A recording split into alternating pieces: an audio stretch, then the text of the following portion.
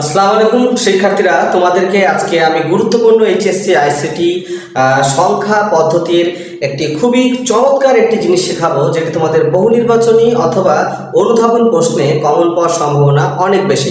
শিক্ষার্থীরা, আমাদের 1 নম্বর প্রশ্ন হচ্ছে 3D হেক্সাডেসিমাল এবং হচ্ছে অক্টালে রূপান্তর। তো শিক্ষার্থীরা, আমি ইতিপূর্বে তোমাদেরকে ম্যাজিক শিখিয়েছি।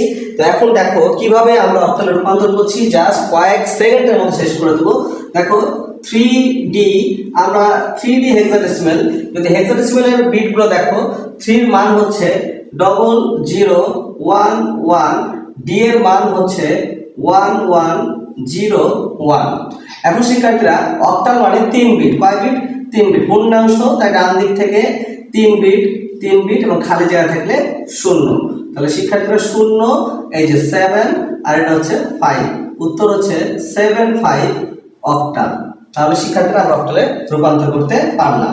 এখান থেকে 4 বিট এবং এখান থেকে 3 বিট নিলে কিন্তু আমরা ডান দিক থেকে 3টি করে বিট নিলাম, তাহলে আমাদের উত্তর হয়ে গেল 75 অক্টাল। এবার দেখো শিক্ষার্থীরা, এবার আমরা অক্টাল থেকে হেক্সাডেসিমালে রূপান্তর করব।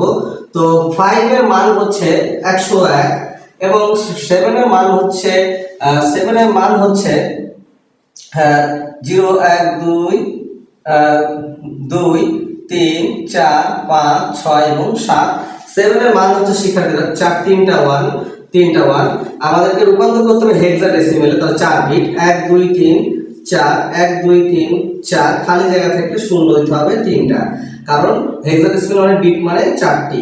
তাহলে শিক্ষার্থী দেখো 1, তারপর হচ্ছে 7 এবং 8। তাহলে শিক্ষার্থীরা আমাদের উত্তর হয়ে গেল 17F হেক্সাডেসিমাল। এইভাবে শিক্ষার্থীরা তোমরা অবশ্যই এই ম্যাজিকটা মনে রাখবে এবং খুব সহজেই কিন্তু ছোট ছোট অ্যান্সারগুলো করতে পারবে। ধন্যবাদ তোমাদেরকে, ভালো থাকবা। আসসালামু আলাইকুম ওয়া রাহমাতুল্লাহ।